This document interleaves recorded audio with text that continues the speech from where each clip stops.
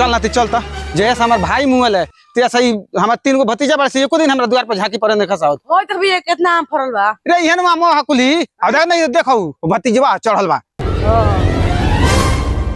आ का होला कपूत जैसे हमार भाई मुहल है तेसे तू हमरा घर एको दिन मुंह देखावे जाता रहलगी ना पुआ खुश रह आ गइले ना नहीं ते खाली मारते रहेली साइड मारी ना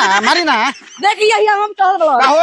कहो ताली के खाली आम पर चढ़ रहा ताली उतर खाली आम पर चढ़ रहा ताली हैं सगरी आम तुर के त खा गलन एको दिन फुआ घर को पहचोला हलई हैं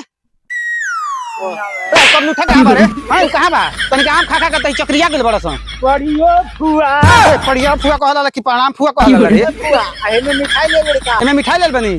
2 गो बोरा लेल बनी में कस के नतिया कोई से बोला के ले एक बोरा आम तुराई ते जो त एक बोरा मकई कस के ले आ हम एकरा शाम तुरत नहीं चढ़ तरे एक बोरा आम तू रे पुआ आम सब झड़ गइल ना तुर हो बहुत लोग चढ़ के तुर खा के चक्रिया गेल बनी आई हो दादा एमे कितना आम फरत रहल हमर भाई रहल हन तो ले एक बोरा ले के हमरा घर पहुंचई हन हर एक महीने में हमरा घरे जात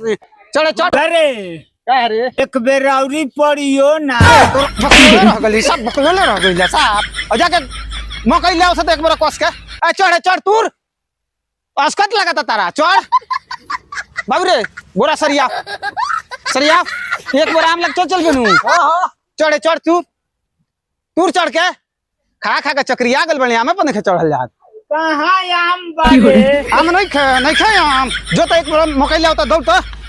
हुआ रे का रे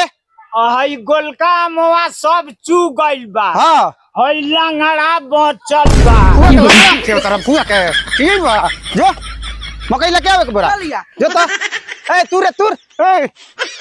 तू केना भागत रह मकई जके ले जा मकई ले आवा